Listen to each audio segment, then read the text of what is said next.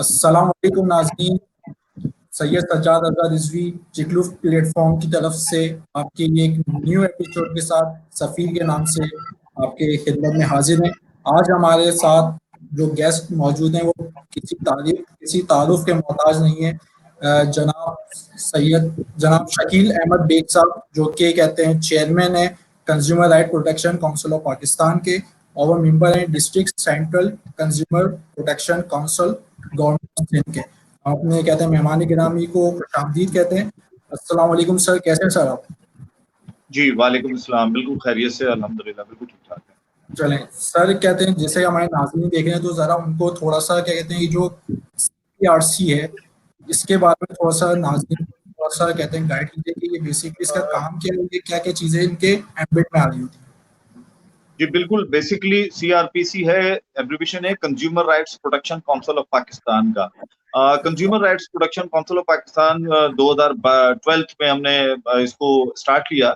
और बेसिकली इसका मकसद है कि जो कंज्यूमर है वो अपने राइट्स के लिए जो फाइट कर रहा होता है उसके साथ खड़ा होना, यानी कि उसके जो हकूक है उसे दिलवाना। जैसे ह्यूमन राइट्स की जो एनजीओस होती हैं उस तरीके से बिल्कुल consumer rights protection council of Pakistan भी है। लेकिन अल्हम्दुलिल्लाह मैं मेंबर भी हूँ कमिश्नर कराची की टास्क फोर्स का भी। और इसके अलावा चूंकि अभी रिसेंटली आपके सामने कंज्यूमर कोर्ट्स बन गई हैं सिंध में, तो वो जो कंज्यूमर कोर्ट्स बनी है उसका जो काउंसिल बनी है उसका डिस्ट्रिक्ट सेंट्रल से गवर्नमेंट ऑफ सिंध का नोटिफाइड मैं एक मेंबर भी हूँ, और सिंध फूड अथॉरिटी के साइंटिफिक पैनल का भी मेंबर हूँ। तो हम जहां भी कंज्यूमर्स के लिए जहां भी फाइट होता है तो उसमें CRPC अपना रोल प्ले करती है, और हैसियत चेयरमैन CRPC मुझे उस सिपह सालार की हैसियत से वो उसको फाइट करना होता है। ठीक है सर, ठीक है सर। अच्छा सर, हमने कहते हैं कुछ कहते हैं इस बारे में, इस मौजू के बारे में कुछ रिसर्च की, तो उसमें कहते हैं हमारे सामने है कि 15 मार्च को वर्ल्ड कंज्यूमर डे मनाया जाता है। तो ये इसके हवाले से रोशनी डाली कि वर्ल्ड कंज्यूमर डे ये बेसिकली है क्या, और इसकी मनाने की कहते हैं इतनी अहमियत क्यों है?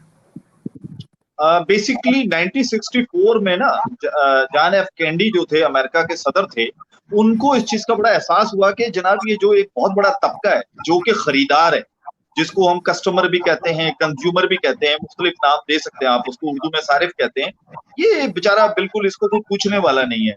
तो 1964 में ये तय किया गया कि रिकॉग्नाइज किया जाए कंज्यूमर को।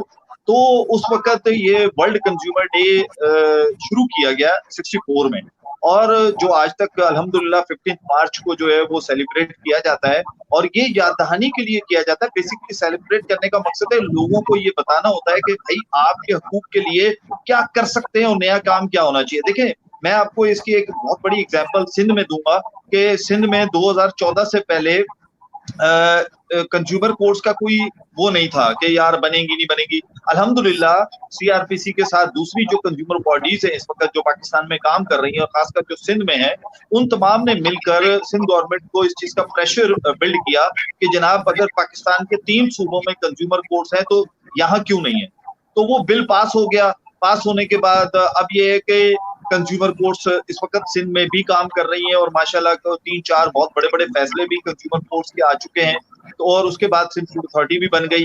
तो कंज्यूमर को लोग पहचानने लगे। कंज्यूमर बेसिकली पहले लोग नहीं जानते थे, सिर्फ एक ही बात जानते थे, ह्यूमन राइट्स के ऊपर लोग काम कर रहे हैं। लेकिन अब लोगों को पता चल गया नहीं, कंज्यूमर राइट्स भी एक ऐसी तहरीक बन के निकल गई है कि जिसमें सारिफ को अपने हकूक को पहचानने की जरूरत है। सारिफ को ये पता होना चाहिए कि उसके असल हकूक क्या है, और उसकी अवेयरनेस के लिए हमारी जो बॉडीज बनी हुई हैं, एनजीओस बनी हुई हैं, वो उस पर काम कर रही हैं। क्योंकि देखिए एक चीज ध्यान में रखें, हमने हमने लड़ाई लड़नी है इस बात की कि पहले हम तो अवेयर हो जाएं, पहले हम तो ये अवेयर हो कि क्या। अच्छा देखिए, एक 2015 में एक बड़ी अच्छी बात निकली कि अवर मनी अवर राइट्स, ये पूरी दुनिया में मशहूर हो गया कि जनाब मेरा पैसा मेरे इख्तियार में होना चाहिए।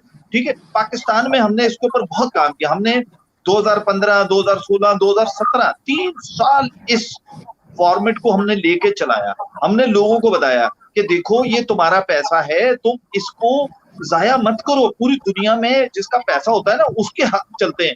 यहाँ पर आप देखें, आप कैसा तमाशा है कि यहाँ पर जो खरीदार होता है वो बेचारा बड़ा ऐसे बेबस नजर आता है आपको, जैसे कि उसका, जबकि असल हकूक उसके हैं, खरीदार के हैं। यहाँ दुकानदार, या कभी आप देखिए अब तो खैर अल्हम्दुलिल्लाह बहुत ज्यादा अवेयरनेस भी आ गई है, फिर लोग 19A को पहचानने लग गए कि जनाब अब मेरे हकूक है, तो मैं सोशल मीडिया भी आपके सामने बहुत बड़ा काम कर रहा है।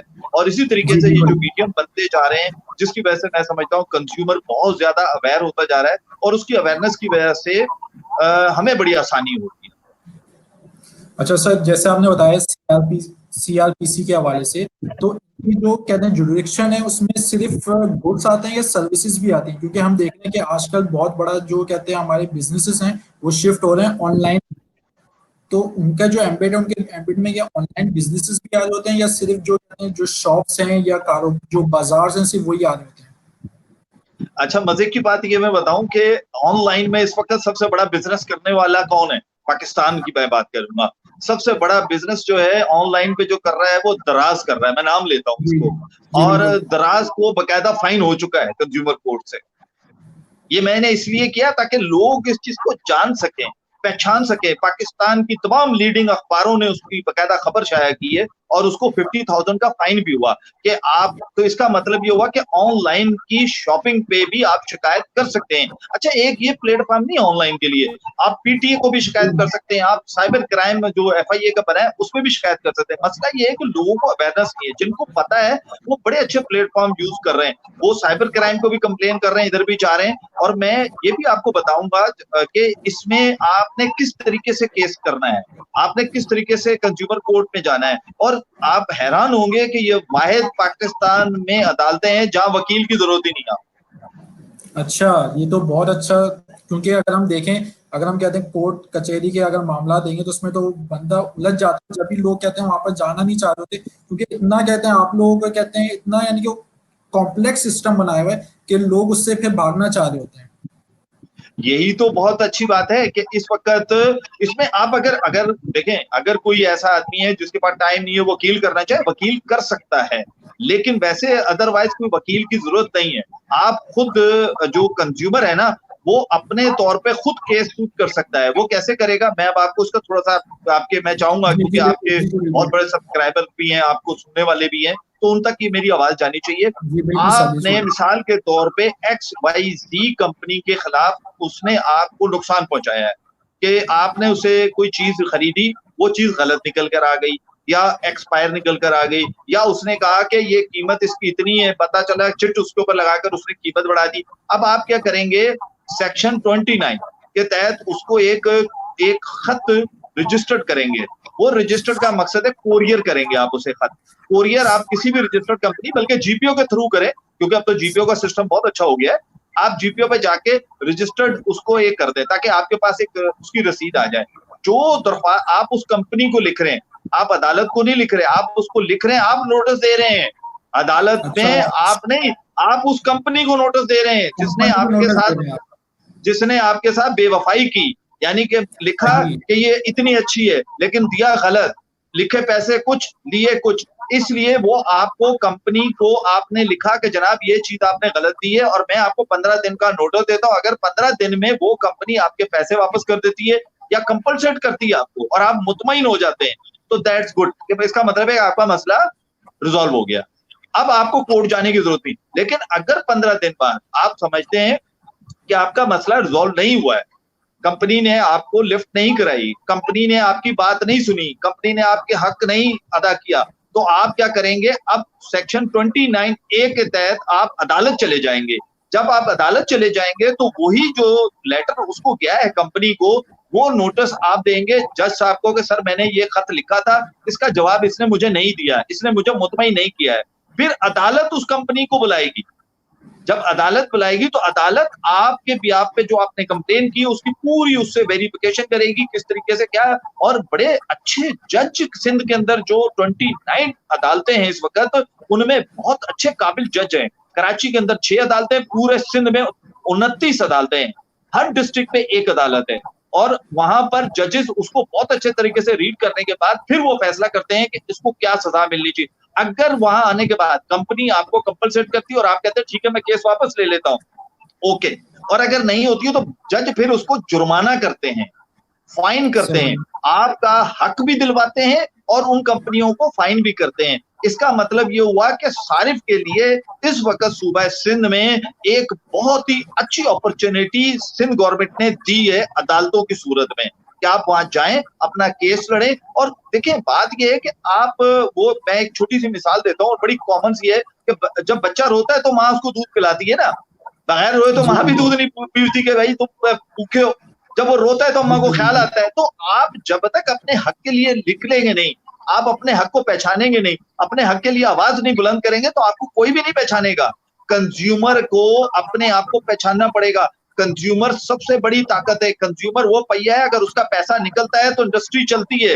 लेकिन अफसोस के साथ मुझे कहना पड़ता है कि सरमायादार, हुक्मरान सारे जो है ना वो इंडस्ट्रियलिस्ट को बुला लेंगे, दुकानदारों को बुलाएंगे, उनके बदले। अरे भाई, सारे सबसे बड़ा इस वक्त मैं समझता हूँ ये बहुत बड़ी अचीवमेंट है यहाँ पर सिंध में, कि ये वैसे पंजाब में भी है, केपीके में भी है, बलूचिस्तान में भी है कोर्स, लेकिन इसके साथ साथ पैरेलल दूसरी चीजें भी आ जी गई। और इधर ही मैं आपको फायदा उठा के एक बात बताऊं कि कोर्ट में एक केस गया था ब्रेड के हवाले से, कि जनाब ये जो ब्रेड है इस पे एक्सपायरी नहीं होती।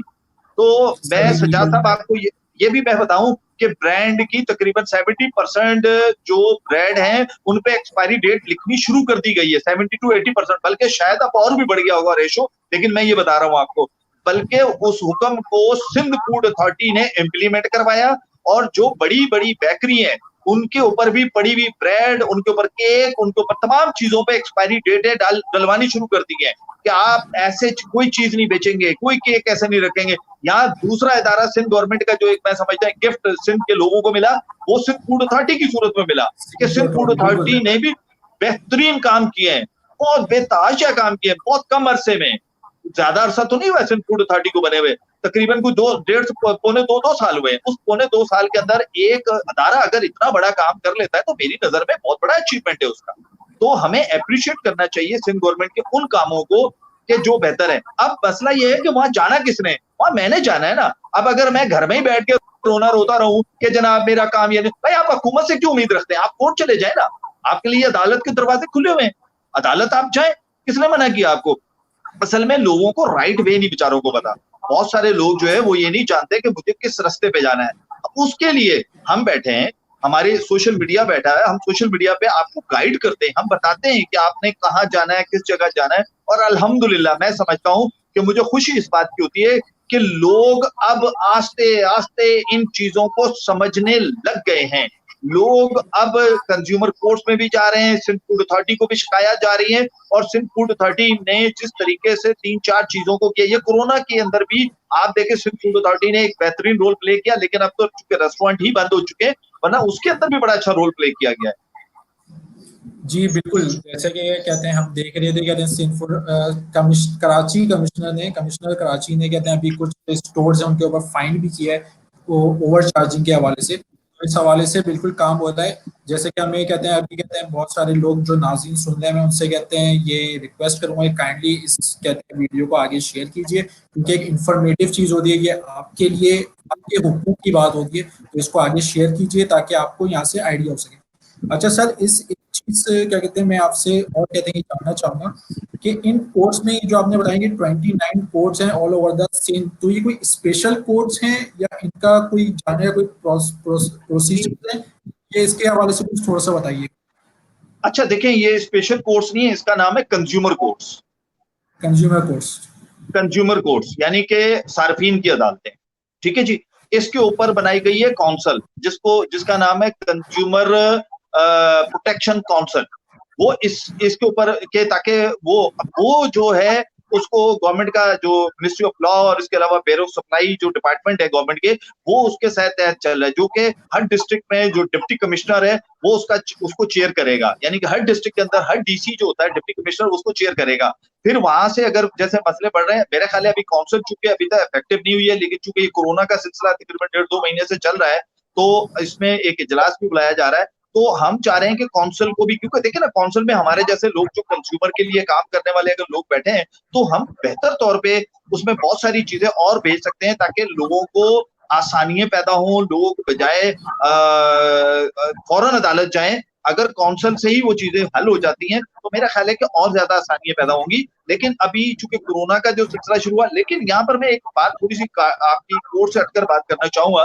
मुझे एक बात ये कहने दें जी कि अभी कोरोना के ऊपर गवर्नमेंट सिंध जो है अपने तौर पे बेहतरीन इनिशिएटिव जो भी ले रही है, वो बेसिकली किसके लिए ले रही है? मेरे और आपके लिए ले रही है। लेकिन यहाँ पर वो दुकानदार, वो ताजिर जो इस वक्त नाजायज मुनाफाखोरी कर रहा है, क्या उसको शर्म व हया नहीं आ रही है?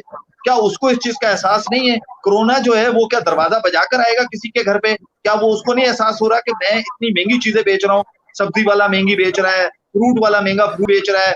आप देखिए रमजान शरीफ के अंदर आप आज अगर खरबूजा खरीद रहे हैं, रमजान को शुरू होने वाला है, आप 2 दिन पहले देखिएगा ये शूट करेगी कीमतें, जिसके लिए अभी मेरी खुद एडिशनल कमिश्नर कराची से भी उस दिन बात हुई। मैंने उनसे कहा कि सर इसके ऊपर, क्योंकि वो इस चीजों को देखते हैं, ठीक है ना, कमिश्नर साहब ने, उन्होंने बकायदा, और वो निकले, फिर उन्होंने फाइन भी किए। लेकिन ये क्या हम खुद क्यों नहीं, एक कौम क्यों नहीं बनते? ऐसे मौके पे मैं तो समझता था, मेरे जहन में तो ये बात आ रही थी कि जो सब्जी वाला होगा वो शायद एक तरफ ये रख देगा कि ये टमाटर पड़े हुए, ये कोई गरीब आदमी अगर ले जाना चाहे तो मुफ्त उठा के ले जाए, नहीं तो ये आधी कीमत में ले जाए। तो इस तरह भी तो कर सकते थे ना हम लोग। गोश्त वाला भी कह सकता था कि मैं आधी कीमत में, कोरोना चल रहा है तो मैं आधी कीमत में दे दूंगा। सैनिटाइजर जो 60 ml का सैनिटाइजर छोटा सा, जिसकी कीमत जो है वो होनी चाहिए ज्यादा से ज्यादा 60-70 रुपए, वो इस वक्त 400 रुपीज का हो गया। कैसे हो गया? तो कहने का मकसद है कि क्या हुकूमतें डंडा मारे इनको? हुकूमतें जो होती हैं, या हम लोग जाकर इनके साथ लड़ाइयां करें? ये खुद क्यों नहीं इनके अंदर दर्द दिल होता? ये खुद क्यों नहीं इंसानियत इनके अंदर आती कि अल्लाह ताला को हमने जवाब भी देना है ऐसे मौके पे? हालांकि एक तरफ देखे सरमायादार तबका या मुस्तहक लोगों के लिए मुखय्यर हजरात बेइंतहा वो उनके लिए सपोर्ट कर रहे हैं, बेइंतहा राशन बांटा जा रहा है, सब कुछ किया जा रहा है। लेकिन दूसरी तरफ नाजायज मुनाफा और वो भी बहुत ज्यादा इफेक्टिव है। लेकिन यहाँ पर अगर मैं ये समझता हूँ, इन दिनों में भी अदालतें खुली हुई हैं, किसी को कोई प्रॉब्लम है, सारे गवर्नमेंट के, सिंध फूड अथॉरिटी खुली हुई है, आप उसकी वेबसाइट पे जाएं, ठीक है ना, आप जाकर वहां कंप्लेन करें। इसके अलावा डीसी ऑफिस खुले हुए हैं, आप डीसी को बताएं। इसके अलावा हमारे सोशल मीडिया पे जो कंप्लेन आती है, हम एज इट इज उठाते हैं, कमिश्नर कराची को फॉरवर्ड कर देते हैं, एज इट इज उठाते हैं, हम सिंध फूड अथॉरिटी को भेज देते हैं। लेकिन अदालत में आपको खुद जाना पड़ेगा। अदालत के लिए हम आपकी हेल्प ये कर सकते हैं, हम गाइड कर सकते हैं, लेकिन अदालत में चूंकि 29 का नोटिस आप जारी करते हैं, उसमें हम आपकी हेल्प नहीं कर सकते।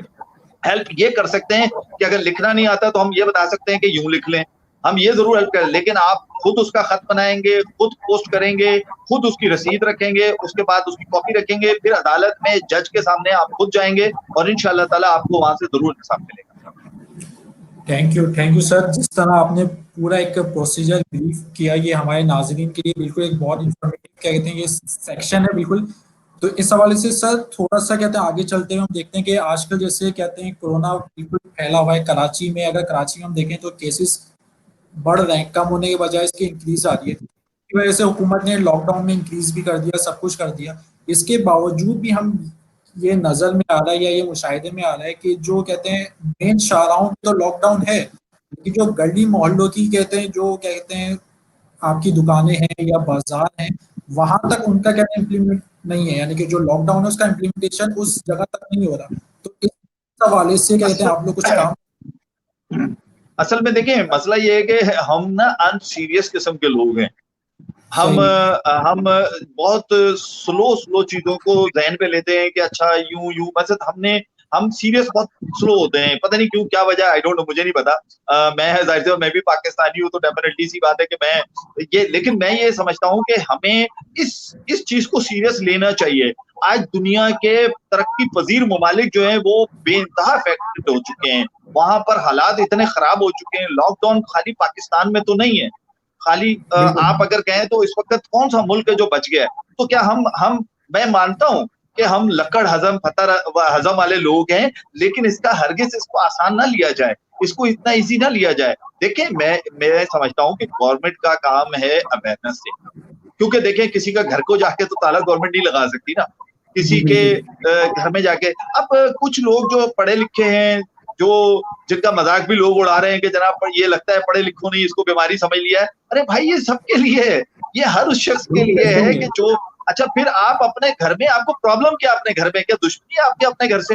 भाई बाहर निकलोगे खर्चा होगा, घर पे बैठ जाओ, ठीक है ना। और फिर दूसरी बात यह है कि आपने अगर घर पे बैठना है तो क्या अपनी फैमिली को थोड़ा सा, अल्लाह ताला ने एक अगर मौके फराहम कर दिया है कि घर पे बैठने का, अब ये जो भी कह लें आप इसको, घर में बैठे 5 वक्त की नमाज पढ़ें, इबादत करें, अल्लाह ताला को राजी करें। और दूसरी बात ये है कि जब 5 वक्त वजू करेंगे तो आप हाइजेनिक भी रहेंगे, ठीक है ना? तो आप बिल्कुल जो कि निस्फ ईमान है, हाइजेनिक सफाई निस्फ ईमान है। तो जब आप निस्फ ईमान को भी कंप्लीट कर रहे होंगे तो इंशाल्लाह ताला कोरोना से भी बचेंगे। लेकिन अफसोस के साथ मुझे कहना पड़ता है सजाद, यहाँ पर एक प्रॉब्लम है हमारे साथ। हमारा प्रॉब्लम ये है कि हम असल में लोग जो है ना, वो ये देखिए, अभी ये देखें लॉकडाउन के दौरान अवेयरनेस का ये भी अकबर साहब का एक मैसेज भी चल रहा है। तो अकबर साहब बिल्कुल आप सही कह रहे हैं, लेकिन अब लोगों ने जी तो जी बिल्कुल अपने पैगामात, अपनी चीजें सारी पहुंचा दी हैं। अब मसला ये कि एक नया सवाल मेरे पास सोशल मीडिया से आना शुरू हुआ है कि गवर्नमेंट राशन दे रही है, इससे बेहतर था कि राशन की जगह गवर्नमेंट जो है वो मास्क उस राशन के अंदर डलवा देती, या mask door to door provide कर देती, सैनिटाइजर डोर टू प्रोवाइड कर देती। बहुत अच्छा सवाल है, मैं इसके खिलाफ नहीं हूँ, इसमें कोई सही ढकी छुपी बात नहीं है।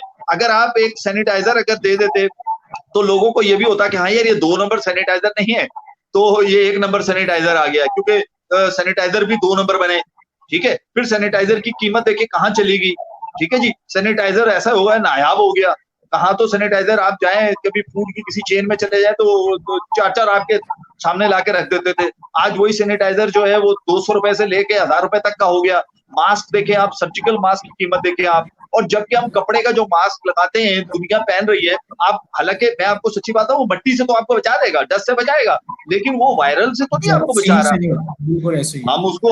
हम उस चीज को अंडरस्टैंड नहीं करते, बेचारे डॉक्टर बोल बोल के थक गए, हम उस चीज को अंडरस्टैंड ही नहीं कर रहे। अच्छा, दूसरी बात है कि आप अपने घर में बैठे हुए हैं, तो अच्छी बात नहीं है कि आपको अगर टेम्परेचर हो रहा है, कुछ हो रहा है, तो आप घर में बैठ के उसका इलाज कर लें। जरूरी है कि आइसोलेशन में जाना, जरूरी है कि गवर्नमेंट के पास जाके उसके हॉस्पिटल में दाखिल होना, जरूरी है कि अपने खानदान, अपनी फैमिली, अपने रहने, अपने चाहने वालों को, प्यारों को परेशान करना, तो बेहतर नहीं है कि आप अपने घर में रह के उसका इलाज कर लें। तो कोरोना बेसिकली लाइलाज बीमारी तो है ही नहीं ना, और ना कोई ऐसी बीमारी है कि जिसको फौरन जो लग जाएगी। जब आप घर में बैठे रहेंगे तो आपको लगेगी नहीं वो तो। और फिर बिल्कुल दूसरी बिल्कुल बात है, अब लोगों ने डबल सवारी पे चूंकि बैन लग गया सिंध में, इसके ऊपर बड़ी चहमगोइयां चल रही है। लेकिन मैं आपके मीडिया का फायदा उठा के एक छोटी सी रिक्वेस्ट जरूर करना चाहूंगा इस वक्त पुलिस डिपार्टमेंट से, कि अगर जी चूंकि साहब कई जगहों पे लोग टीवी नहीं देखते हैं, सोशल मीडिया नहीं होता, वो अपनी फैमिली के साथ निकल जाते हैं, तो खुदारा उनके साथ ना हद तक अमेज रवैया ना करें। देखिए मैं एक बात बताऊं, हमारे बड़े सादे लोग हैं बेचारे, बाज़े दफा इतना पैनिक होता है चीजें, और बाज़ दफा उनको पता ही नहीं होता कि रात को कोई एक नया ऑर्डर आ गया है। तो कम से कम उनको आप एक मर्तबा रियायत तो दे दें ना, उनको आप छोड़ दें। मैं देख रहा हूँ कि एक खातून सब इंस्पेक्टर की वीडियो मैंने देखी, मुझे बड़ा अफसोस हुआ, उनकी लैंग्वेज मैंने देखी, मुझे अफसोस हो रहा है कि खातून अफसर होके इस तरीके से एक खातून के साथ उनकी जो लैंग्वेज थी, तो ये चीजें भी गलत है ना। हम कहते हैं, देखिए मैंने पहले कहा ना, हम बड़े सादे लोग हैं, तो हमें बिल्कुल ऐसे सादगी ही से है। ट्रीट किया जाए ना। तो अगर वही पुलिस वाले, आप देखें ना, एक तरफ वो बच्चे जाकर पुलिस वालों के ऊपर फूल निछावर कर रहे जी हैं, बिल्कुल दूसरी ऐसे तरफ डॉक्टरों को हमारे फोर्सेस के जवान खड़े होकर सलूट मार रहे हैं, हम उनको सलाम पेश कर रहे हैं। तो अगर थोड़ा सा, मैं समझता हूं कि अगर ये डबल सवारी पे पाबंदी लग चुकी है, ये कई लोगों को नहीं मालूम। अच्छा, जब पहले पाबंदी लगती थी ना, तो उसमें होता था कि खवातीन चली जाती थी, खवातीन जा सकती थी, लेकिन अब खवातीन नहीं जा सकती हैं। तो जब खवातीन नहीं जा सकती, लोगों को नहीं पता, वो ये समझते हैं कि शायद खातून जा सकती है। तो थोड़ा सा मैं इसलिए मैसेज कन्वे कर रहा हूँ आपके मीडिया से, कि ताकि, क्योंकि वो भी सारिफ है ना, वो जो बाइक पे बिल्कुल बैठा ऐसे है ही वो है। भी सारिफ है, मेरे लिए बड़ी इंपॉर्टेंट है उसकी भी। तो लेकिन मैं इस वक्त ये समझता हूं कि हम इदारों के और सार्फिन के दरमियान ब्रिज है बेसिकली। हमें अपनी अवेयरनेस, अपनी आवाज उन तक पहुंचानी होती है कि ज्यादा से ज्यादा उनको पता चले कि वो किस तरह अपने इख्तियारात के लिए बेहतर तरीके से काम कर सकते हैं। तो चूंकि मैं समझता हूं कि इस वक्त इस मीडिया से जहां जहां आवाज पहुंच सकती है, पहुंचनी चाहिए कि जनाबे वाला, आप अब डबल सवारी जो है वो सिर्फ मर्दों के लिए नहीं है, बल्कि खवातीन भी, घर की चाहे वो माँ है, बेटी है, बहन है, बीवी है, वो भी नहीं जा सकती। बल्कि सहाफियों को भी डबल सवारी पे पाबंदी लगा दी गई है, यहाँ तक कि इक्वल पुलिस के 2 जवान भी एक बाइक पे नहीं जा सकते।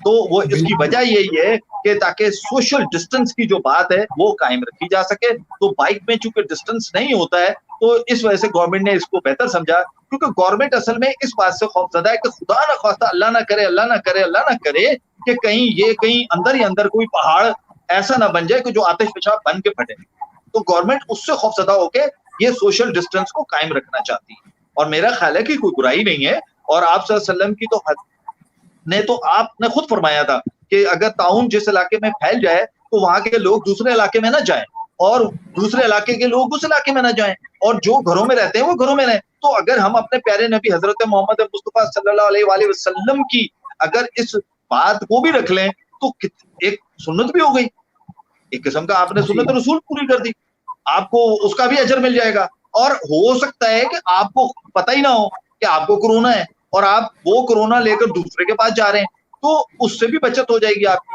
लेकिन इस पे जैसे शुरू में लोगों ने बड़ी अवेयरनेस दे दी है, और ये हकीकत बात है, और मैं खुद इस चीज का कायल हो गया हूँ कि जनाब आप अपने घर में रहें, मर्दों से मैं कहूंगा घरों में रह के हर 2-3 घंटे के बाद आप किचन में खुद जाएं, खाना ना पकाएं, बेशक कावा पकाएं। और आज मैं कावे का आपको इंग्रेडिएंट्स भी देता हूँ, बहुत आसान, सस्ता, सस्ता और टिकाऊ, यानी कि बेहतरीन।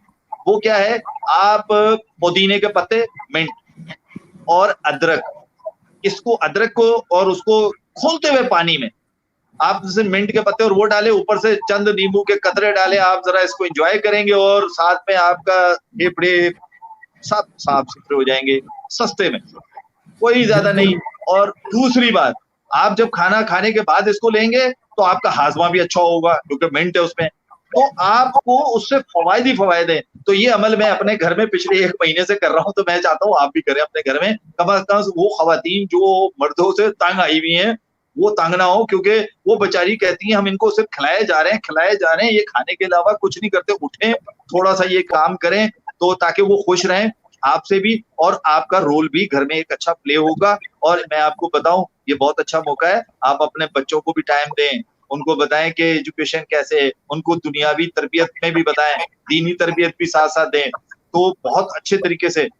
और ये जो अकबर साहब अभी 2-3 मैसेज भी चला चुके हैं, ये मैं इनको चूंकि जानता हूँ सोशल मीडिया पे, ये बड़े अच्छे मैसेज चला रहे हैं। मैं समझता हूँ इस तरह के काम आप हम सब मिलकर अगर करते रहेंगे तो बहुत सारी चीजें ठीक हो सकती हैं। खाली बात पता क्या है, सजाद, हमारे यहाँ अलमिया ये है, हर काम डंडे से करो। बिल्कुल। क्यों? वजह क्या? हम उस वजह को क्यों नहीं छोड़ देते? हम प्यार की जुबान क्यों नहीं समझते? मैं मस्जिद में नमाज पढ़ने गया तो इमाम साहब ने कहा कि नमाज से पहले कि देखें सफे बना लें, सीधी कर लें, लेकिन अपने दरमियान थोड़ा वक्फा रखें ताकि सोशल डिस्टेंस आ गया। देखिए कितना अच्छा मैसेज गया मस्जिद से, अब मस्जिद से अच्छा मैसेज गया। उन्होंने दरियां हटवा दी, और उसको डिटोल का जो पानी है या फिर से जो भी है प्रोडक्ट ऐसी जो बैक्टीरिया को मार सकती है, वो किया जा रहा है। तो मेरा ये ख्याल है कि अगर इस तरह हम थोड़ा सा मिलकर इस सोशल डिस्टेंस को जो कहा जा रहा है गवर्नमेंट का, उस मैसेज को भी कन्वे करें। दूसरा, सारिफ से मैं एक चाहूंगा कि आप, रमजान मुबारक आ रहा है, आपने बड़ी लड़ाइयां होनी है आपकी, क्योंकि वजह यह है कि हम फ्रूट चाट के बगैर रोजा भी नहीं खोलते, पता नहीं क्या वजह है। जबकि हम अंबिया कराम को देखें, आप पीछे चले जाएं, सहाबा कराम को देखें, क्या किस चीज से रोजा खोल लेते थे? पानी से भी खोल लेते थे, एक खजूर खा के भी खोल लेते थे। तो हम क्यों नहीं ऐसा करते कि हम कम खरीदारी करें, कम चीजें, फ्रूट चाट को खत्म करें, कोई केला एक खा लें जो सस्ता है, ताकि खाना खा लें, ताकि कम से कम ये जो महंगाई करने वाले लोग हैं ना, इनको टिकाऊ तरीके से आप पेश आए, इनको लग पता जाए कि यार हमने तो चीजें बड़ी महंगी बेचने का प्लान किया हुआ, कंज्यूमर बड़ा अवेयर हो गया। कंज्यूमर, हम बाइकाट करते हैं, 3 दिन का प्राइस नीचे आ जाती है क्योंकि 3 दिन आप खरीदारी कम करते हैं। तो इस फार्मूले को बजाय अब 3 दिन करने के ना, अच्छा एक चीज और मैं बता दूं आपको कि फ्रूट हमेशा याद रखें, स्टार्ट ऑफ द रमजान महंगा होता है, यानी कि रमजान से ठीक 2 दिन पहले फ्रूट महंगा होना शुरू होता है, और 10 रमजान के बाद ये फ्रूट जो होता है ये सस्ता होना शुरू हो जाता है। अच्छा, फिर उसके बाद जब ये सस्ता होना शुरू हो जाता है तो फिर उसके बाद क्या होता है कि आपको पता है कि वो जो तरावी होती है, 6 रोजा 10 रोजा, वो खत्म हो रही होती है, फिर मार्केटें खुलनी शुरू होती हैं कपड़े की। तो कस्टमर जो होता है, ये मैं आपको बिल्कुल साइकी बता रहा हूँ, हाँ, ये हमने बिल्कुल इसको बड़ा कह ले रिसर्च की हुई है बिल्कुल मेरी। फिर उसके बाद क्या होता है कि लोग जो है ना कपड़े की तरफ लग जाते हैं, अब वो कपड़े की लूट मार शुरू होती है, तो लोग बोलते हैं कि यार वो देखो ना फ्रूट सस्ता होना शुरू हो गया।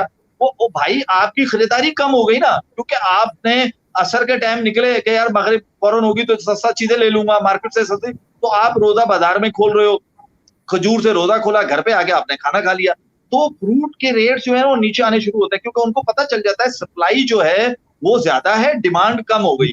आप डिमांड कम रखें, देख ले मुर्गी की डिमांड कम है, तो इस वक्त वो बेचारे जो मुर्गी, उनका भी मुझे दुख है। आप देखें चूजे किस तरीके से उन्होंने डिस्ट्रॉय किए। अलमिया है, बहुत बड़ा अलमिया है, वैसे तो मुसलमान एक बहुत बड़ा, मैं समझता हूँ, मुझे बड़ा दुख भी हो रहा था कि किस तरीके से डिस्ट्रॉय किए गए, क्योंकि वो अगर पूरी मुर्गी 35 दिन में मुर्गी तैयार होती है कम से कम, 35 दिन की अगर वो मुर्गी तैयार करते हैं तो उनको उसका पैसा नहीं मिलता, ठीक है ना। जब पैसा नहीं मिलता तो वो मुर्गी नुकसान में चली जाएगी, तो उनका बिजनेस लॉस करता है। तो वो क्या कर रहे हैं, वो चूजे जो बन चुके थे वो खत्म कर दिए, जो अंडे अब वो रख नहीं रहे। जो चूंकि मेरी पीपीए पाकिस्तान पोल्ट्री एसोसिएशन वालों से जो बात हुई, वो रख नहीं रहे। तो जब चीज बिक नहीं रही ना, तो वो क्या करते हैं कि फिर उसकी डिमांड कम हो गई। ये तो फार्मूला है ना, हम पढ़ते भी रहे कि जब डिमांड कम होगी तो प्राइस ऑटोमेटिकली कम होनी शुरू हो जाएगी। तो प्राइस को कम करने के लिए हम अपने रोजे को बाबरकत बनाने के लिए फ्रूट चाट में चीजें कम कर दें, या डायरेक्ट थोड़ा सा फ्रूट खा लें। तो बजाय हम बाद में किसी मुसीबत में आते हैं, होता क्या है, अब मैं ये भी मैसेज पास ऑन कर दूं, देखिए भाई हॉस्पिटलों ने भी ओपीडीज बंद की हुई है कोरोना के चक्कर में। ऐसा ना हो कि आप रोजे रख के कुछ ज्यादा ही खा लें तो फिर वो हॉस्पिटल जाना पड़े, ड्रिपें लगे, बीमार हो, तो उससे भी आप बचेंगे। कम खाएं और इस चीज का फायदा उठाएं कि आपने रोजे में, और फिर अभी जब आपने जो जैसे ये चल रहा है मामला, अल्लाह ताला करे परवरदिगार के ये कोरोना खत्म हो जाए और लोग प्रॉपर तरीके से जो है ना वो एंजॉय कर सके रमजान मुबारक की जो रहमतें हैं, उसकी सादतें, अल्लाह ताला से दुआ है। और चूंकि बहुत बड़ा एक सर्कल होता है पैसे का जो रमजान मुबारक में चलता है, जो एक छोटे से ठेले फ्रूट वाले से चलकर एक बड़े से बड़े मॉल पे खत्म होता है, जाकर कपड़े वाले के पास और इधर उधर। तो सारा कंज्यूमर उस वक्त बेचारा मार्केट में होता है, लेकिन थोड़ी सी परेशानी है। अल्लाह से दुआ है कि इंशाल्लाह ताला इसको अल्लाह रब्बुल करीम कोरोना से हमें आजाद। इंशाल्लाह इंशाल्लाह आमीन। अच्छा, जैसे कि नाज़रीन आपको कहते हैं अभी शकील बेग साहब ने कहते हैं कावे की कहते हैं रेसिपी बताई है, तो जरूर आप उसको ट्राई कीजिएगा और हमें बिल्कुल बताइएगा कि आपको कावा कैसा लगा, और हम आपका पैगाम इंशाल्लाह शकील बेग साहब तक जरूर पहुंचाएंगे। आप सबसे गुजारिश है इस वीडियो को ज्यादा से ज्यादा शेयर कीजिए, इस पेज को लाइक कीजिए, और कहते हैं जैसा कि कहते हैं शकील बेग साहब ने बताया कि हमें क्या कहते हैं अवेयरनेस देने की जरूरत है। इस टाइम को अच्छे से यूटिलाइज करने की जरूरत है। आप लोगों को जो टाइम मिला है, क्वारंटीन टाइम मिला है, इसको घर में कहते हैं बैठ के अगर कहते हैं अंजाम देंगे, घर में रहेंगे, तो इससे आप बहुत सारी चीजें हैं, बहुत सारी बीमारी से बच सकेंगे। जो हॉस्पिटल्स हैं या जो कहते हैं आइसोलेशन सेंटर्स हैं, वहां पर ही कोरोना कहते हैं, आपको नहीं पता कि जो आपके साथ डॉक्टर्स हैं या नर्सेज जो काम कर रही है उनको भी हो सकता है कि अफेक्टेड हो, वो भी हो सकता है कैरियर हो उन चीज के। तो इस वजह से आप घरों में रहिए, अपने कहते हैं फैमिली के साथ टाइम दीजिए, और जो शादीशुदा हजरात हैं वो अपने कहते हैं फैमिली को अच्छा टाइम दे सकते हैं। अपने बच्चों की, जैसे अभी शकील बेग साहब ने बताया कि अपने बच्चों के ऊपर आप कहते हैं बहुत ज्यादा काम कर सकते हैं। सर इस मैं हवाले मैं से मैं छोटी सी एक चीज और ऐड करना चाहूंगा आपके तवज्जो से, थोड़े से मैं चाहूंगा कि हम अपनी कुछ तो वो इंफॉर्मेशन भी शेयर करें अगर आपकी इजाजत होगी, ताकि लोग हमसे अगर राब्ता कर सकें। अगर कोई consumer rights protection council of Pakistan से अगर राब्ता करना चाहे तो वो भी कर सकता है हमारे से। उसमें मैं एक तो हमारा सोशल मीडिया पेज है फेसबुक पर, crpc.pk के नाम से। वहां पर हमें बेतहाशा लोगों की कंप्लेंट्स भी आ रही होती हैं। इसके अलावा जो हमारी ईमेल आईडी है crpc.pakistan crpc.pakistan@gmail.com, आप उस पे हमें ईमेल भी कर सकते हैं। आप अगर कोई चीज व्हाट्सएप करना चाहते हैं वो व्हाट्सएप कीजिए, लेकिन प्लीज कॉल नहीं कीजिएगा। आप व्हाट्सएप आप वॉइस मैसेज छोड़ सकते हैं, लेकिन वॉइस मैसेज का मकसद ये नहीं होता कि कोई 2-2 घंटे का, तो आप सिर्फ वो कोई शॉर्ट हो ताकि उसका हम रिप्लाई कर सकें। सेकेंडली कोशिश करें कि राइटिंग कंप्लेन हो ताकि आपकी कंप्लेन आगे फॉरवर्ड की जाए। अभी जो मैं अभी नंबर बता रहा हूँ 0312 सही है, रिपीट कर दीजिए। सॉरी, मैं दोबारा से रिपीट करूंगा नंबर को, थोड़ी मिस्टेक हुई है मुझसे। 0312 821 6603। 82 फेसबुक का मेरी ईमेल आईडी तो इस वक्त बिल्कुल सामने आपने नजर आ रही होगी लोगों को, अवाम को, लेकिन जो व्हाट्सएप नंबर है 031282160603, आप इस पे हमें अपनी जो भी शिकायत है राइटिंग में दीजिए। ईमेल आईडी भी आ गई, सोशल मेरी मीडिया मैंने आपको बता दिया है। अगर आप ट्वीट करना चाहते हैं वो भी कर सकते हैं, CRPC_4_कंज्यूमर, आप इस पे मुझे ट्वीट भी कर सकते हैं। ये हम आपको इंशाल्लाह ताला इसका रिप्लाई भी करेंगे और हम कोशिश करेंगे कि आपकी कंप्लेन उस अथॉरिटी तक जाए जहां आपका मसला हल हो सके।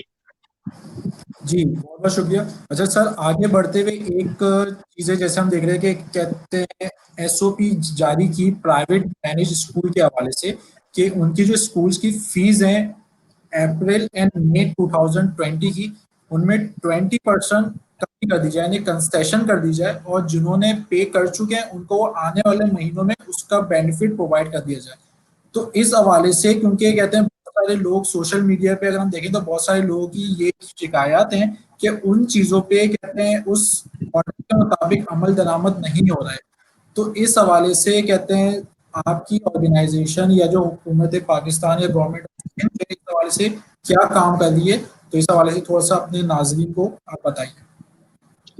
बिल्कुल, इसके ऊपर बकायदा हमारी सीआरपीसी की एक कमेटी है, जो कि एक हमारी डायरेक्टर, जो हमने एक बेसिकली कन्वीनियर बना हुआ होता है, वो कन्वीनियर इसको देख रहे हैं। मोहतरमा सूफिया हैं और उनके साथ हमारे 3 लोग और हैं, शोएब है, दानिश है, अकबर साहब हैं, ये सारे मिलकर इस कमेटी में देख रहे हैं। और हमने अभी एक्शन क्या लेना था कि डीजी ने बहुत सारे स्कूलों को नोटिस भी जारी कर दिए कि आपने 20% कैसे काटी थी, एक।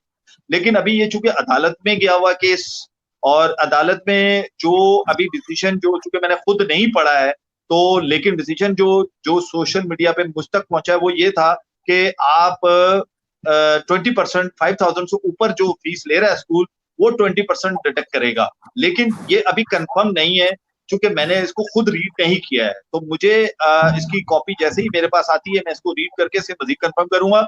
हाँ, हमारे जो मैंने आपको नंबर दिए हैं, अगर किसी के साथ ज्यादती हो रही है वो ईमेल करे हमारे साथ। इसमें एक फेवर हमें सबसे अच्छी है, पीक प्राइवेट स्कूल एसोसिएशन के जो सदर है सैयद शहजाद अख्तर साहब, मेरी उनसे बहुत अच्छी चूंकि दोस्ती भी है, तो हमने केसेस उठा के उनको भेजे हैं और वो खुद अपने तौर पे रिजॉल्व करवा रहे हैं और रिजॉल्व हुए भी हैं। यहाँ तक के जो टीचर की सैलरी नहीं मिल रही थी उस पर भी हमने काम किया, वो भी अल्हम्दुलिल्लाह मुझे इस बात की खुशी है कि उन्होंने उनको भी रिजॉल्व करवाया है। तो हम चाहते हैं कि बजाय किसी हम कहीं झगड़े में बढ़े, तो इनकी एसोसिएशन जो बनी हुई है, हम उनको उस तरफ करते हैं कि जनाब आपके पास ये हमने कर दिया है।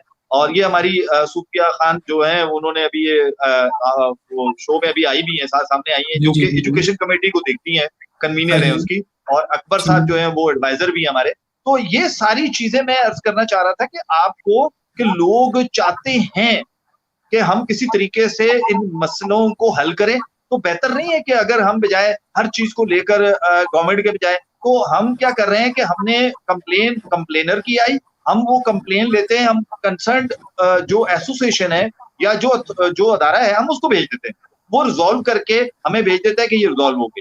तो इस वक्त डीजी प्राइवेट स्कूल ने कम अज कम नहीं तो कुछ 200 के करीब स्कूलों को तो नोटिस जारी कर दिए थे, लेकिन ये कोर्ट में केस चला गया है।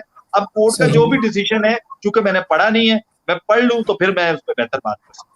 ठीक है, ठीक है। ये जैसे कहते हैं नाज़रीन, आपको जैसे कहते हैं शकील बेग साहब ने बताया कि आपकी अगर कोई भी शिकायत हो तो उनके नंबर्स मौजूद हैं, आप उस हवाले से उनसे रब्ता कर सकते हैं। जो भी कंसर्न अथॉरिटी होगी उस तक वो आपके जो कंसर्न है वो आपके पहुंचाएंगे। और अगर जैसे कि पहले कंज्यूमर कोर्ट के हवाले से बात हुई, तो कंज्यूमर कोर्ट के हवाले से भी अगर आपको कोई भी सजेशन चाहिए हो तो शकील बेग साहब और उनकी ऑर्गेनाइजेशन के नंबर्स और सारी डिटेल्स इसके पेज के ऊपर शामिल है, आप वहां से इनसे रब्ता कर सकते हैं।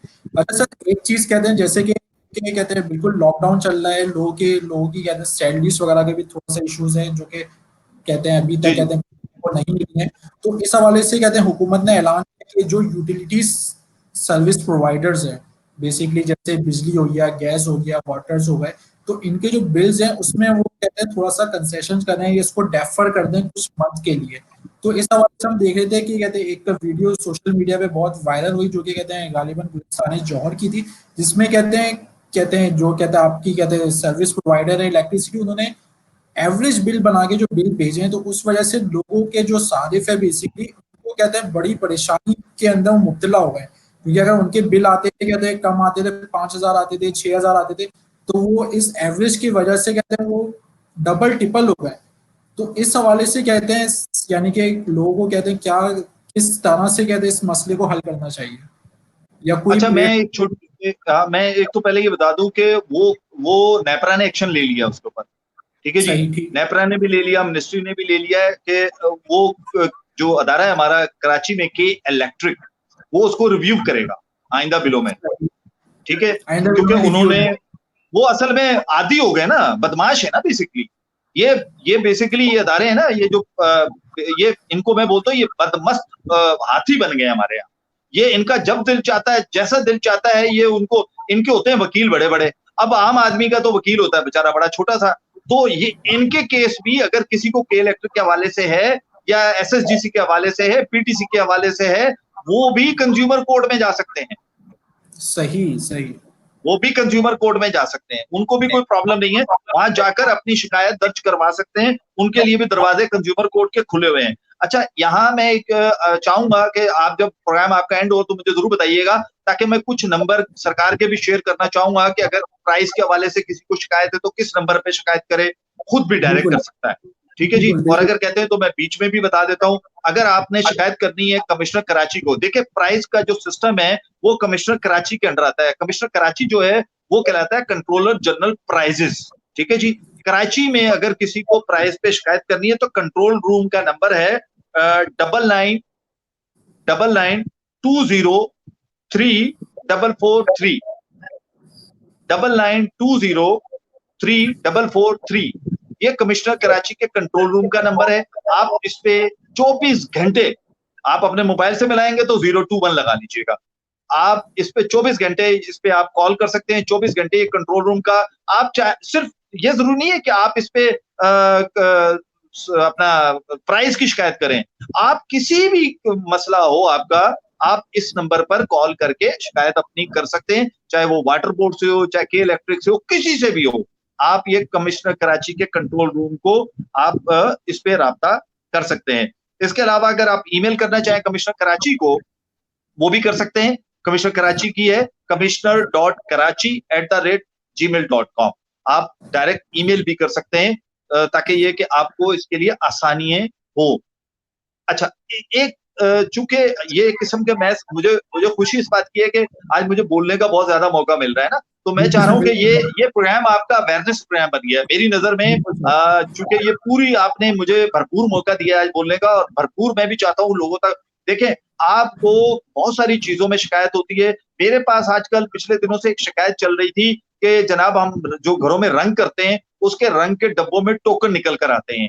तो मैंने उस टोकन के ऊपर भी कैंपेन शुरू की है, और वो कैंपेन इंशाल्लाह ताला हम उसको आगे लेके जाएंगे। हम उनको अब छोड़ेंगे नहीं, उनको हम कंपटीशन कमीशन ऑफ पाकिस्तान के पास लेके जा रहे हैं, और कंपटीशन कमीशन ऑफ पाकिस्तान उनको बंद कर चुका है। अब सारिफ को इन चीजों का नहीं पता। देखें होता क्या है, आप अपने घर का कलर करवाते हैं, वो जो मजदूर होता है, वो जो ठेकेदार होता है, उसको पता है कि रंग के अंदर जो है ना टोकन छुपा हुआ है। वो क्या करता है, वो सारे डब्बे खोलता है और वो टोकन निकाल के बेच देता है।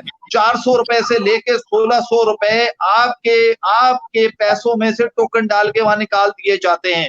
आपके पैसे वो मजदूर जो कि आपसे 1500 रुपए 1200 रुपए दिहाड़ी लेता है, जिसके लिए हम बोलते हैं हाय वो गरीब, हाय वो गरीब, ये हमारी बात होती है। हाय वो लुट जाएगा बेचारा, हाय उसको चाय भी पिला दो, उसको दोपहर को खाना भी पिला, वो टोकन भी लेके जाता है। तो इंशाअल्लाह ताला यहाँ सिंध गवर्नमेंट का एक अदारा है जिसका नाम है bureau of supply and prices, वहां मेरी बात हो चुकी है। उन्होंने कहा कि जी हम बिल्कुल इसके ऊपर काम करेंगे, और वो वाकई वो ये प्राइजेस है। और इन्हीं का अदारा जो है वेट एंड मेजरमेंट भी है, जो तराजुओं को भी देखता है, बगैर लाइसेंस के जो तराजू पड़े हुए हैं, जो उल्टे सीधे तराजू कराची के अंदर फैले हुए हैं, उनको भी वो अदारा देखता है। तो उन्होंने भी इस चीज को एक्शन लिया है कि ये टोकन अगर डालते हैं, अगर ये टोकन लीगल है तो इनका फर्ज है ना टोकन की शक्ल बना दे डब्बे के ऊपर कि भाई इतने का टोकन इस डब्बे में, तो मालिक को पता चल जाएगा भाई अगर मैंने 2000 रुपए का रंग खरीदा है तो 400 रुपए टोकन के बचेंगे, इसका मतलब रंग मुझे 1600 रुपए का पड़ गया। ऐसा नहीं है, ऐसा नहीं है। आपका टोकन, अच्छा फिर होता क्या है कि हमारे यहाँ ज्यादातर लोग क्या होता है, एक डकैती भी मारते हैं ना लोग, डकैती का भी तरीका है। अच्छा चूंकि अच्छा ये मेरे पास ना ये चीजें आती हैं तो इसलिए मुझे सब नॉलेज है। अब क्या होता है कि लोग क्या करते हैं, गली कूचों से वो जो उधर बैठे हुए लोग होते हैं उनको पकड़ के लाते हैं, चलो भाई आ जाओ रंग कर दो मेरे घर में। वो क्या करता है, आपके साथ जाता है, वहां से डब्बे खरीद के लेता है। आपने 4 डब्बे लिए, उसने सारा दिन उधर दिहाड़ी लगाई, शाम को उसने डब्बे खोले, निकाले टोकन, दूसरे दिन आप बैठे हुए हैं, वो आएगा रंग करने, वो अपनी दिहाड़ी भी ले गया और टोकन निकाल के भी ले गया आपके, वो आपके घर से चोरी भी करके ले गया। अब आप बैठे यार ये रंग वाला क्यों नहीं आ रहा, पता चला कि वो टोकन निकाल के ले गया। असल में ये कंपनियां, बड़ी बड़ी कंपनियां इनके साथ मिली हुई हैं, ये चीटिंग तमाम बड़ी बड़ी कंपनियां करती हैं। मैं अभी ब्रांड का नाम नहीं लेना चाहता, मैं चाह रहा हूं चूंकि उसके खिलाफ अभी कार्रवाई हो रही है। आज ही मुझे एक पेंट कंपनी की बहुत बड़ी कंप्लेन मिली है, इंशाअल्लाह ताला मैं उसको आगे लेके जाऊंगा, उसको कंज्यूमर कोर्ट में उनके साथ जाना पड़ा तो मैं जाऊंगा, क्योंकि लोग इस सेक्टर को भूल बैठे हैं। क्योंकि इस सेक्टर को लोग समझते हैं कि शायद लोगों का ये होता है कि दही वाले के पीछे पड़ जाओ, सब्जी वाले के पीछे पड़ जाओ, आटे वाले के पीछे पड़ जाओ। अरे भाई लूट तो ये भी रहा है तुम्हें। आप एक अभी ईद आ रही है, लोग छोटे से छोटे भी अपने घर में रंग कराते हैं तो 15 से 20 हजार रुपए लग जाता है। तो 15 से 20 हजार रुपए रंग वाले को देने के बाद आप पैसे तो उसको दे देते हो, वो जो चोर होता है, वो जो जिसके ऊपर हम, और फिर यहाँ पर क्या होता है, एक और सिद्धांत बड़ी मजे की बात बताऊंगा, आप भी बोलते होंगे ये बात, यार ये ठेले वाला बड़ा है ना, ये मेरी बात शायद लोगों को बड़ी बुरी भी लगेगी, लगे मुझे कोई परवाह नहीं है। ठेले वाला जो होता है ना, वो गरीब नहीं होता, वो बहुत अमीर होता है, आपको पता नहीं होता है, आप जानते नहीं है। ठेले एक एक बंदे के 50 से लेके 200 ठेले हैं, गाड़ियां कहते हैं ये अपनी जबान में इसको। और ये आगे इन्होंने 2 चीजों पे दिए हुए होते हैं, एक होता है दिहाड़ी, एक होती है कमीशन। दिहाड़ी प्लस कमीशन, कि आपने अगर इतने बजे तक ये चीज इस रेट में बेच दी तो आपका इसमें इतना % कमीशन। उस ठेले वाले की बात कर रहा हूं भाई, उसके पास तो वो भी जाता है जिसकी 12,000 रुपए तनख्वाह है, यानी कि 400 रुपए दिहाड़ी है, उसके पास तो वो भी जाता है जिस बेचारे की 20,000 रुपए तनख्वाह है। गवर्नमेंट की अपनी 17,500 रुपए तनख्वाह है, कितनी होनी चाहिए कम से कम, 17,500 वाला उसके पास जाता है, वो दिहाड़ी लेता है 1200 रुपए से 1500 रुपए, फिर प्लस कमीशन भी लेता है। तो मुझे बताओ वो गरीब है? हमें इतना तरस आता है, हम इतने खुदा तरस बनते हैं, बिल्कुल बनो तरस, बिल्कुल खाओ तरस, लेकिन पीछे तहकीक तो कर लो। फिर उसके बाद आप देखा होगा डंकी कार्ड वाले आपको नजर आते हैं जगह जगह, गदागद। ये डंकी इनके नहीं, डंकी कार्ड इनके नहीं होते हैं, इसके पीछे ठेकेदार होता है, उसकी होती है, किसी के 20 होते हैं, किसी के 10 होते हैं। ये पूरा एक सिस्टम है इनका काम करने का। और फिर इन्होंने इलाका घेर लेना है, जहां इन्होंने गवर्नमेंट के कुछ इदारों को भी भत्ता शत्ता जो नाम की चीज है वो भी देते हैं ना। ये तो फिर ऐसा तो नहीं है कि ऐसे थोड़ी खड़े हो गए। अब भाई रोड के ऊपर से जो है ना, चूंकि ऑनरेबल कोर्ट ने कहा है रोड से आपने ठेले हटा के अंदर की गलियां आपने बंद करवा दी। नाज़ाबाद में ये हुआ हुआ है, ये आप चले जाए गुलबर्ग में हुआ हुआ है। तो कहने का मकसद ये है कि हम इन चीजों को देखें कि वो जो ठेला है, हालांकि अगर लफ्ज ठेला कहा जाए, मुझे याद है शोएब अहमद साहब हमारे कमिश्नर कराची थे, तो वो उन्होंने इस पर बड़ा काम किया। हमने उनसे कहा कि सर इस ठेले वाले को रजिस्टर्ड करें, उस जमाने में खुद कुछ हमले बहुत हो रहे थे ना, तो हमने कहा सर इसको रजिस्टर्ड करें। जैसे मिसाल के तौर पे एक गाड़ी रजिस्टर्ड होती है तो उसका एक नंबर होता है, इस ठेले वाले को एक नंबर दे देना, केएमसी एक नंबर अलॉट कर दे कि भाई ये नंबर है। अब उसका गवर्नमेंट को एक रेवेन्यू भी आ जाएगा, फिर वो मारा जाएगा ना, उसका वो भत्ता मारा जाएगा, केएमसी के अफसर का, केएमसी वालों का भत्ता मारा जाएगा, आप उसे रजिस्टर्ड कर लें। अब ठेले का मकसद क्या होता है सज्जाद, ठेला का मकसद है चलते रहना, रुकना नहीं है, रुकना नहीं है।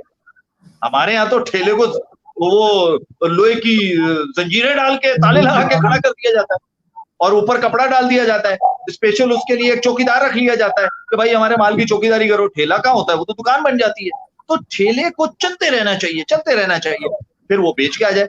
ये कॉन्सेप्ट ये है ठेले का। ठीक है। सही। अब अगर इसको केएमसी रजिस्टर्ड कर ले और उस ठेले को महीने का वो एक या सालाना उससे कोई 200-300 रुपए साल के बांध ले और उसका एक नंबर दे दे, अब वो रजिस्टर्ड हो जाए शनाख्ती कार्ड नंबर के हिसाब से कि जनाब इसके, तो कितने सारे ऐसे लोग निकल के आ जाएंगे जिनके 100, 150, 200, फिर ये लगता है ये भी अपनी बीवियों के नाम करवाएंगे कि यार 4-6 गाड़ियां बीवियों के नाम कर दो, बच्चों के नाम कर दो, फिर आपको पता चलेगा कि वो गरीब के पास क्या क्या असासा है। यहाँ एक और मैं थोड़ी सी बात करता चलूं, कई लोग बड़े नाराज होते हैं, उनके मेरे पास बैठते भी है, मुझसे डिस्कस भी करते हैं कि जनाब हमने एसएमएस किया तो सरकार से जवाब आया ही नहीं हमारा, तो कुछ को पैसे मिल गए 12,000 रुपए। देखिए इसकी जब मैंने तहकीक की तो एक दोस्त ने मुझसे कहा कि वो उसका रक्षा है, रक्षे वाला बेचारा बड़ा परेशान है, तो उस रक्षे वाले ने कहा हाँ यार मेरे 2 रक्षे थे वो मैंने भेज दिए 3 है, तो जिस आदमी के नाम अगर शनाख्ती कार्ड पे कोई 2-3 रक्षे शो होंगे तो उसको आप कैसे गरीब काउंट करेंगे ना, तो फिर उसका हक मारा जाएगा जो बेचारा गरीब है।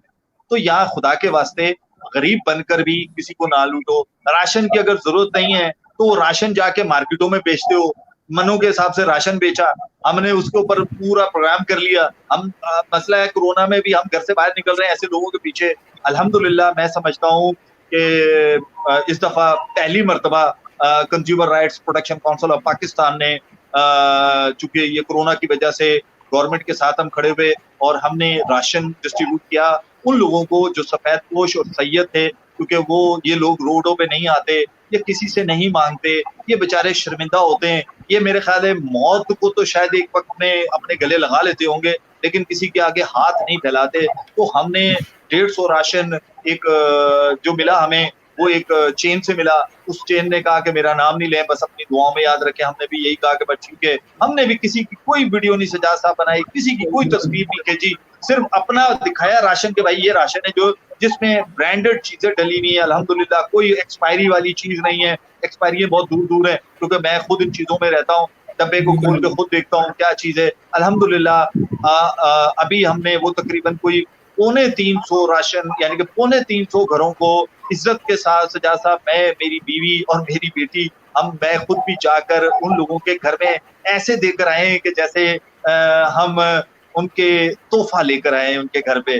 तो ये जो राशन की तस्वीरें खींचने वाले हैं इनसे हाथ जोड़ के कहूंगा ये ना, ये मेरे रब को भी पसंद नहीं है। वो भी हमें कहता है तुम बंद कमरे में मांगते हो मैं तुम्हें खूब देता हूँ, बंद कमरे में मुझसे दुआएं मांगते हो मैं तुम्हें देता हूँ। तो भाई बंद मुट्ठी से किसी की मदद कर दो तो वो ज्यादा अच्छा है। और कंज्यूमर से मैं ये कहूंगा कि तुम सबसे ज्यादा ताकतवर हो, सबसे बड़ी ताकत जो है अल्लाह की है, इसमें कोई शक नहीं है। बादशाह हैं, ताजर हैं, मैं इससे इनकार नहीं करता हूँ, लेकिन ताजर का भी कारोबार तुमसे चलता है। असल ताकत तुम हो, लेकिन तुम अपने आप को बहुत कमजोर समझते हो, इसलिए कमजोर समझते हो कि तुम अवेयर नहीं हो। मेरा ख्याल है सजाद मेरी बातों से कहीं भी आपको ये महसूस नहीं हुआ कि हम कमजोर हैं, मेरी नहीं महसूस हुआ होगा। ये आपने प्रोसीजर्स बताए, यानी कि इससे अगर हमें अगर नॉलेज हो, आप अगर नॉलेजेबल हो तो आप बहुत सारी चीजों से अपने आप को प्रोटेक्ट कर सकते हैं। यहाँ पर मसला हमारे साथ जो मसला है, यानी कि पाकिस्तानी कौम के साथ जो मसला ये है कि उसको एक तो पता नहीं कि उसका मसला क्या है और दूसरा उसको ये भी नहीं पता कि अगर कोई चीज अगर हो जाए तो उससे उसको अपने आप को प्रोटेक्ट कैसे करना है। हमें प्रोसीजर्स नहीं पता, हमारे पास कानून हर चीज का मौजूद है, लॉ हर चीज का मौजूद है, लेकिन उस चीज को इम्प्लीमेंट कैसे करना है, उस चीज का प्रोसीजर्स क्या है, वो कहते हैं एक तो हमें एजुकेट भी नहीं किया गया और ना ही हमें कोई बताने वाला है सही से। तो आज तो एजुकेट आपने करवा दिया ना। बिल्कुल बिल्कुल सर, बिल्कुल सर। आपका पूरा प्रोग्राम मैं समझता हूं कि ये पूरी एजुकेशन थी आज कंज्यूमर की। आज हमने अवेयरनेस दी है कंज्यूमर को, आज हमने बताया है कि तुम सबसे बड़े ताकतवर हो, तुम्हारा पैसा है, उस पे इख्तियार तुम्हारा है, असल करता धरता तुम हो। ये जो दुनिया की वो कहते हैं ना पहिया चल रहा है हुकूमत का, पैसे का, स्टेट बैंक का, नीचे के बैंकों का, उधर के बैंकों का, ताजर का, ये पहिया तुमसे चलता है, तुम समझते नहीं हो, तुम ये समझते हो तुम बहुत कमजोर हो, कमजोर नहीं हो। असल में वो जमाना चला गया। मुझे याद है सजाद, हम जब बसों में सफर करते थे तो वो कभी कोई जरा सा वो किराए पे बहस होती थी ना, तो ड्राइवर शीशे में से ऐसे देखता था, तमाम बेचारे जो है ना लोग खामोश हो जाते थे। अब वो वक्त गुजर गया, है।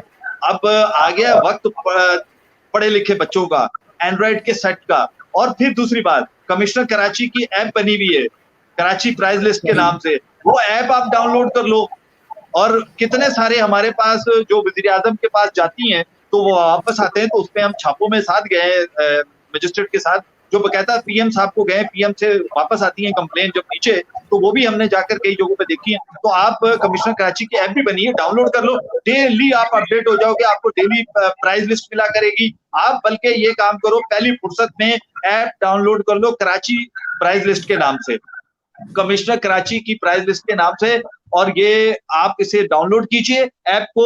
एंड्रॉइड सेट में आप गूगल प्ले पे जाइए, वहां से आपको ये मिल जाएगा, गूगल प्ले स्टोर पे आप इसे डाउनलोड कर लें। आपके हाथ में कमिश्नर कराची की तमाम लिस्टें हो जाएंगी, आपको शकील बेग की भी जरूरत नहीं है, आपको कंट्रोल रूम की भी जरूरत नहीं है, आप खुद बात कर सकते हो। जब आप लिस्ट निकाल के उसके ठेले वाले के सामने, दुकानदार के सामने खड़े हो गए ना, मुर्गी के रेट इतने, ओए इतने, तो वो आधा तो वैसे ही वो पागल हो जाएगा कि ये आदमी इतना समझदार है, और फिर वहीं खड़े होके कंट्रोल रूम को कॉल मिलाएं उसके सामने कि ये कैसे तुम मुझे इतनी महंगी मुर्गी दे रहे हो। वो उस वक्त तो वो आपको महंगी मुर्गी देगा, लेकिन आपकी कंप्लेन इंस्टॉल होगी। दूसरा, एक जाते जाते एक और तरीका बताता जाऊं आपको कि आप लोग जब किसी दुकान पे जाते हो तो आप एक काम ये भी कर सकते हो कि वीडियो क्लिप छोटा सा बना लिया करो। अच्छा, कई लोग डरते हैं, खैर हम तो डर वर निकल गया हमारा, क्योंकि मेरे पे 2 मरतबा कातलाना हमले भी हो चुके हैं, तो अब वो डर नहीं है, क्योंकि अल्लाह की जात बचाने वाली है। जब हम इंसानों के लिए, तो अल्लाह ताला ने ज़कात, खैरात, सदकात किसके लिए रखा है? इंसानों के लिए रखा है ना, लेकिन अल्लाह राजी होता है। तो जब हम अल्लाह की रजा के लिए काम करते हैं, इंसानों के लिए काम करते हैं, तो इंशाल्लाह अल्लाह हमारी हिफाजत करता है। अपने मोबाइल को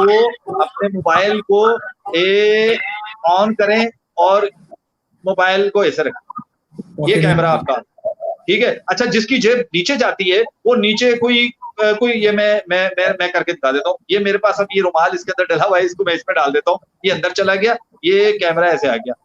चले बनाए वीडियो, आप उसकी वीडियो, आपको कुछ भी बोलने की जरूरत नहीं है, आप बड़े इज्जत और एहतराम से, एक तो कभी भी गाली गलोच वाली वीडियो नहीं बनाया करें। खुदा के वास्ते आप अपने आप को अच्छा पाकिस्तानी साबित करें यार, आप अच्छा मुसलमान साबित करें। आप क्यों गालियां देते हैं? आप अच्छा इंसान साबित करें। आप आराम से, वो दूध है। मुझे याद है एक वीडियो अकबर, ये जो अकबर साहब अभी इसमें आ भी रहे थे, अकबर साहब ने एक वीडियो मुझसे शेयर की, इसने उन्हें इतने इज्जत और एहतराम से वीडियो बनाई, वो कहीं ऑटो बन गई। आप यकीन करें, उस बंदे को 3 मरतबा फाइन मैंने करवाया, 3 मरतबा। वो सुधर नहीं रहा था दूध वाला, इनकी वीडियो की वजह से सुधरा वो। तो वीडियो बिल्कुल ये देखे, मैंने स्टाइल आपको बता दिया, आप ऐसे रखें, वीडियो आपकी आ गई, बस उसके बाद अल्लाह अल्लाह खैर चला। वो वीडियो 30 सेकंड 40 सेकंड का क्लिप बना के मुझे भेज दें, मेरे व्हाट्सएप पे भेज दें, फिर इंशाल्लाह ताला आप देखिएगा कार्रवाई कैसे नहीं होती है। और दूसरी बात ये कि किसी के साथ ज्यादती नहीं कीजिएगा, किसी के साथ ऐसा ना करें कि खुदा न खास्ता वो रोए। और मैं ये बताऊं आपको कि आज के प्रोग्राम से मुझे बड़ी ताकत मिली है।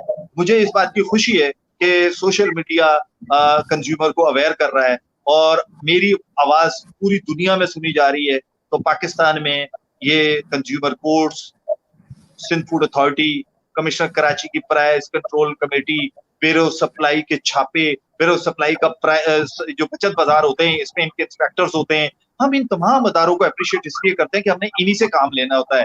असिस्टेंट कमिश्नर्स बाहर निकल रहे होते हैं, डीसी बाहर निकल रहे होते हैं, एडिशनल डिप्टी कमिश्नर बाहर निकल रहे होते हैं, पुलिस के जवान इसमें हमारे साथ हेल्प कर रहे होते हैं, रेंजर्स हमारी मदद कर रही थी। हम इन तमाम के मशहूर हैं, क्योंकि देखें, गवर्नमेंट की रिट को आप कभी चैलेंज नहीं कर सकते, आपको उनसे हेल्प लेनी होती है। तो मैं समझता हूं कि आप और मैं एक अच्छा ब्रिज का रोल प्ले करें। इंशाअल्लाह ताला आपकी कोई भी शिकायत हो, आप हमारे पेज पे भी लाएं, हमारे व्हाट्सएप भी कीजिए। हमारी टीम जो कि रात 2 बजे भी मेरे साथ ये सोशल मीडिया पे लगे हुए होते हैं, मुझे छेड़ रहे होते हैं, मुझसे बातें कर रहे होते हैं। तो मुझे इंशाअल्लाह ताला बेन डेविड क्या कह रहे हैं, मुझे चश्मा भी थोड़ा sir, not only in Pakistan, yes I know that कि पूरी दुनिया में सुना जा रहा है, ओवरऑल वर्ल्ड।